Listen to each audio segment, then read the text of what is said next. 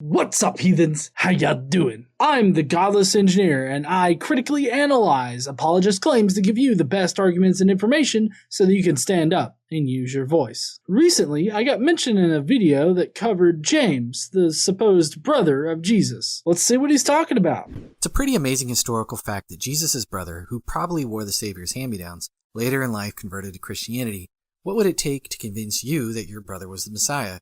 I think it's sufficient to say that it would take some pretty miraculous evidence, right? Well, that's not a historical fact, and I think Christians have more than proven that it doesn't take much in order to convince someone to become a Christian. Just because somebody is convinced of a position doesn't mean that that position is inherently true. So yes, it would take a substantial amount of evidence to 1, prove that God exists, and 2, prove that some random person is the Son of God come as the Messiah. None of the evidence for either Jesus or God meets this criteria. If you want to hear a piss-poor argument for James, the brother of Jesus, then please stay tuned.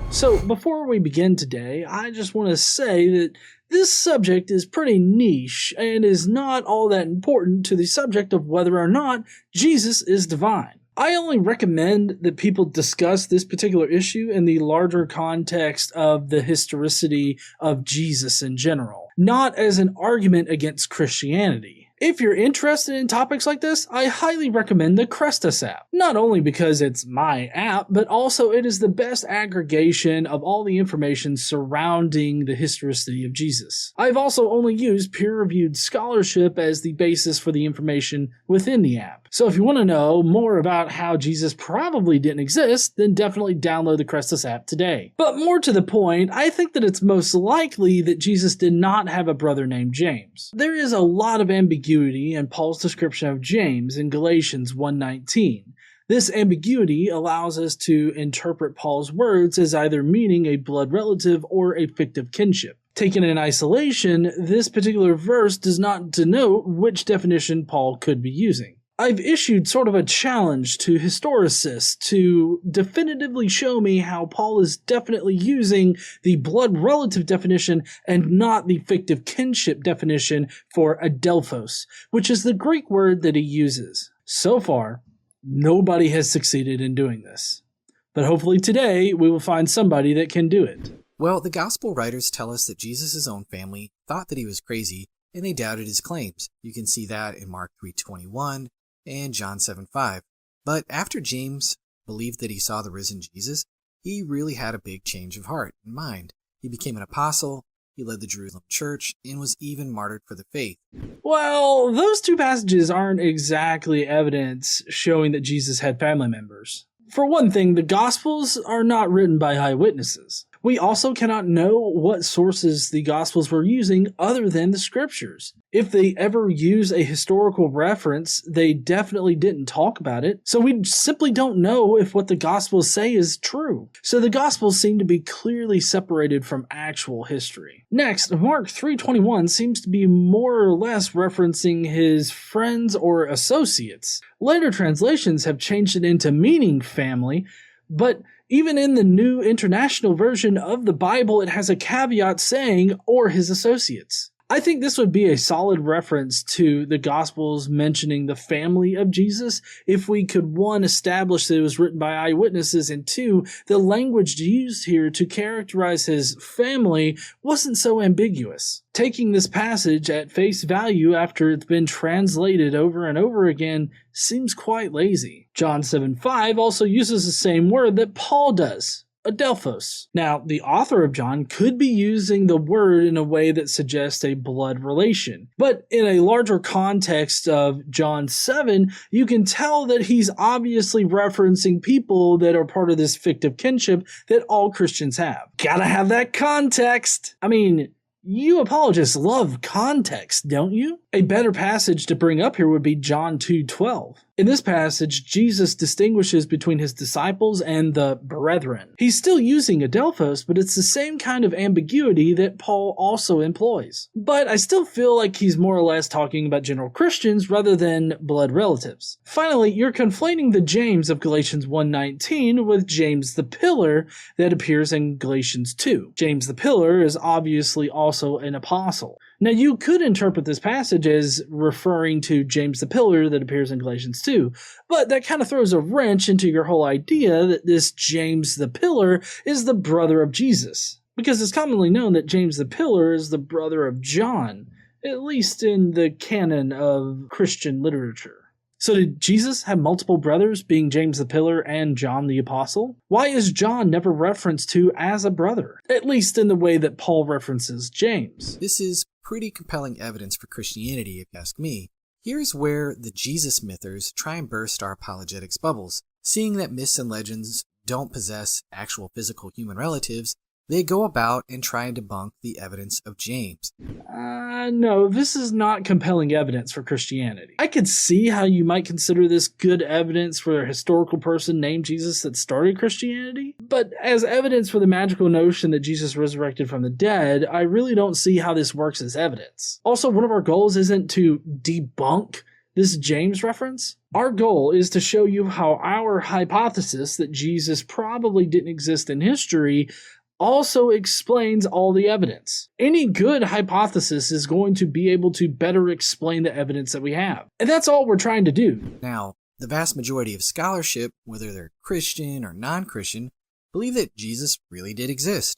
And he really did have brothers, including James, who became believers. So what makes them think that the bulk of historians are wrong? Okay, first, appeal to authority. Mythicists are challenging the consensus, and we have done so with academically published books and journal articles. What historicists have to do now is deal directly with the evidence, and not just cite consensus. And to answer your question, what makes us think that the majority of New Testament scholars and apologists, who are not the bulk of historians, as you say, are wrong is a critical look at the evidence. There is a growing number of experts in the field of history that are not convinced that the evidence for Jesus supports the conclusion that he most likely existed. Well, here is a nutshell version of the Mythicist argument from the popular atheist YouTuber Godless Engineer.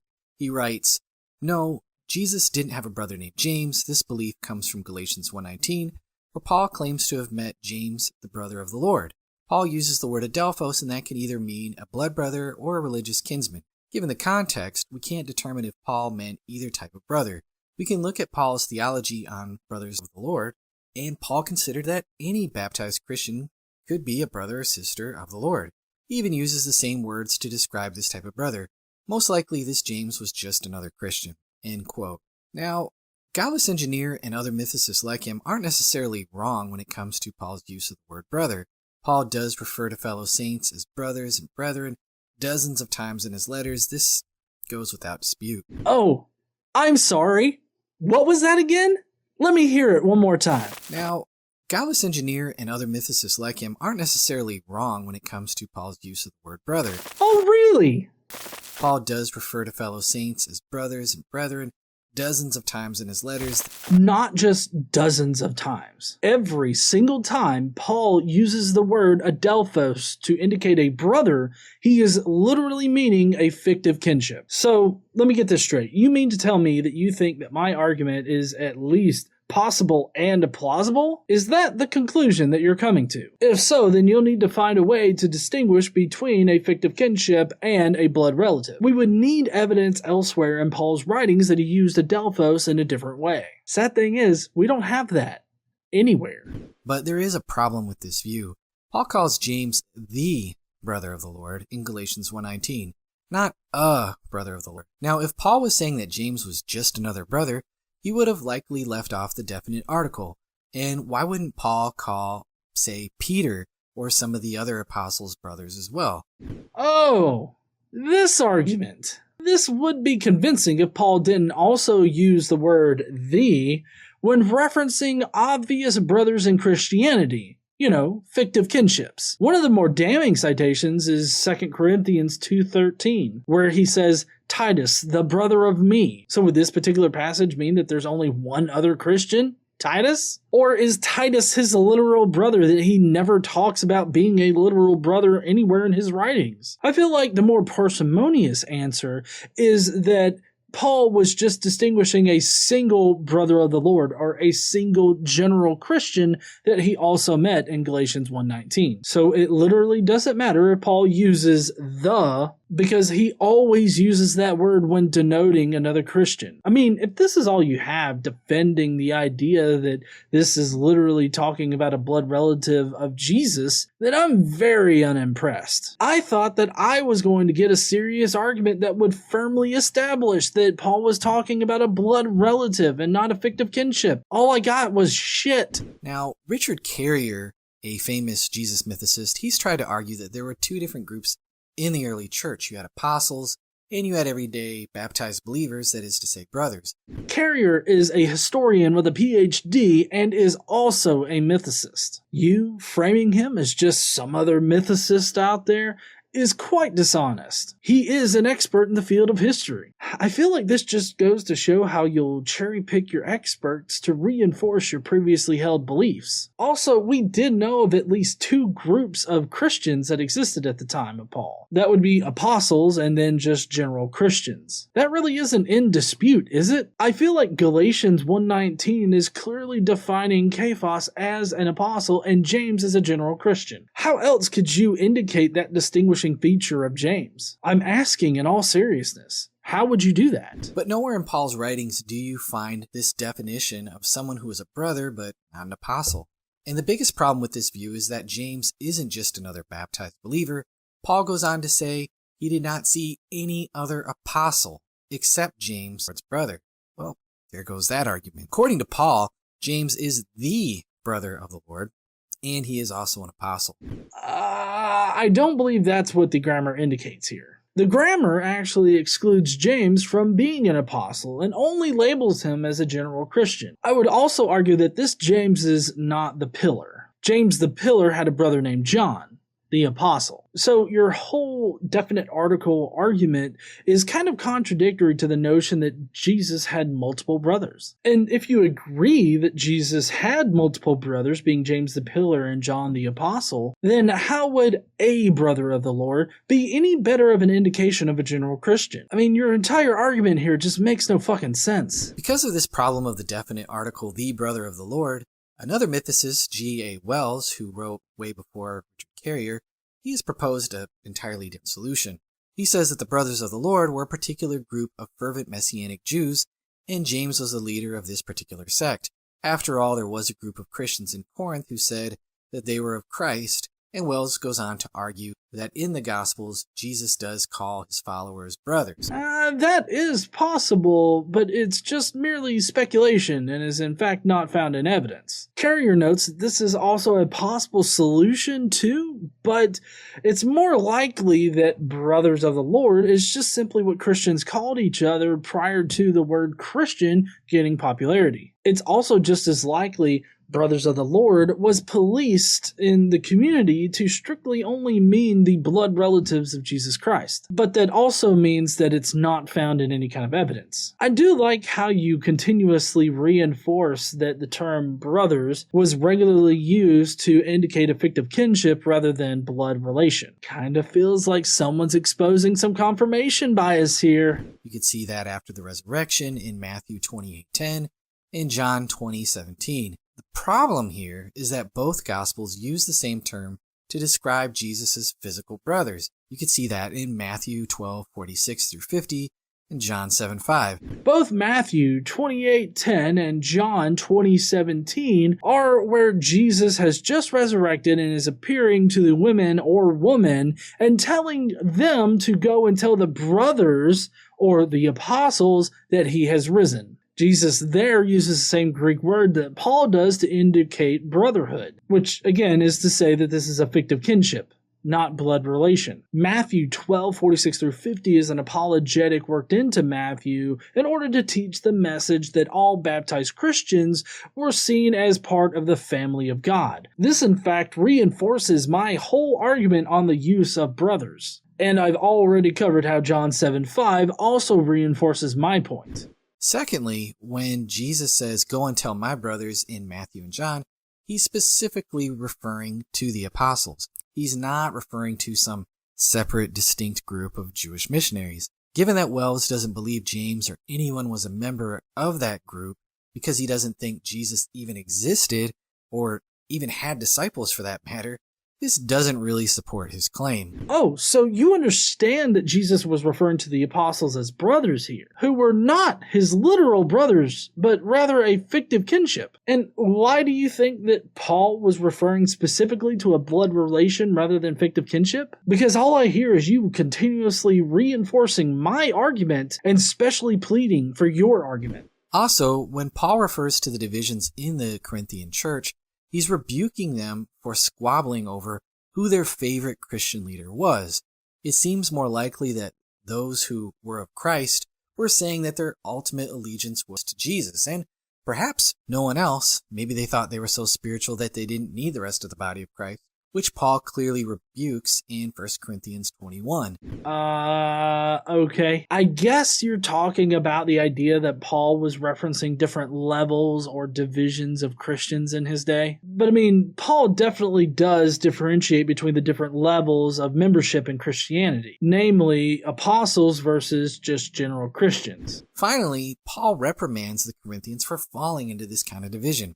Why is he suddenly so lenient with this special Jesus fraternity with the Galatians? It doesn't make a whole lot of sense. And if James and Peter were leading the Jerusalem church together, again, why wouldn't Peter also be a part of this special group, the Brothers of the Lord, and also be called a brother in Paul's writings? Well, nothing in Galatians 1:19 indicates that apostles weren't also considered brothers of the Lord. It's just that general Christians are not also called apostles. Apostles were the special group of Christians, not general Christians. Also, again, I don't think that Galatians 1:19 has James as James the Pillar. These are two different people. But there's just no evidence that this special physical group ever existed. I have to say that these mythicist arguments, they're just plywood brittle. Jesus had brothers. We know this from Mark and John's Gospels. We know this from Paul's writings. And Josephus and Paul tell us one of Jesus' brothers' names. It was James. You know, the minimal mythicist position doesn't actually put forth the idea that there was some super special group of Christians called the Brothers of the Lord. Of course, you would know this if you've actually read the scholarly work done on this topic. The minimal, and in my opinion, strongest mythicist position is that the Brothers of the Lord title is what Paul and others just called general Christians at that time. I mean, you're sitting here knocking down a straw man argument of mythicism and you're calling it weak. Josephus does not indicate whatsoever that the James Paul mentions in Galatians 1:19 is the same James that he mentions. The James in Josephus is killed and then replaced as high priest with Jesus ben Damnius. And this is only after the Jews had a big problem with James being killed in the first place. There's literally no correlation between the two, so I don't understand why you're using it as an argument. And also, that particular reference is most likely an interpolation, so it really doesn't prove your point. The most obvious way of interpreting Galatians is that Paul is referring to Jesus' own flesh and blood brother. James became a believer because he saw the risen Jesus, and he gave his life to proclaim that his brother raised the Messiah. This is crazy powerful evidence that Jesus not only existed, but that he actually rose from the dead. The laziest way to interpret this passage in Galatians is to take it at face value and read it the way you want to read it, not the way Paul wrote it. In my opinion, if you look at the context that Paul was writing in, he obviously distinguishes this James as a general Christian. Although, I do agree that there's enough ambiguity here to where we won't ever definitely know. Also, none of this has any bearing on the Jesus of the Gospels, or the idea that he rose from the dead. This is not crazy, powerful evidence. In fact, as far as evidence for a historical figure, this is incredibly weak, yet it represents some of the best evidence that we have that Jesus existed in history. And that is incredibly sad. So basically, this guy thinks that he's refuted my argument by appealing to the definite articles that Paul uses. His fatal flaw is that he didn't realize that Paul frequently uses definite articles like the when referring to another general Christian or a brother. He then proceeds to attack the least likely explanation as if it were the strongest explanation. All in all, I'm not impressed with this video or the evidence they presented. If you think that you can prove that the James in Galatians 1:19 is a blood relative and not a fictive kinship, then please make a video of your argument and send it to me. I would love to see what you can come up with. Thank you, heathens, for joining me today. I hope that you like this uber-specific niche of Jesus mythicism. If you did, please go down below. Let me know what you thought about this video. Are you convinced that James is the brother of Jesus, or do you think that this James was just a general Christian? Let me know which argument is more compelling to you. While you're down there, make sure you smash that like button and subscribe if you like Mythicist videos like this. Don't forget to stand up and use your voice. Bye, heathens!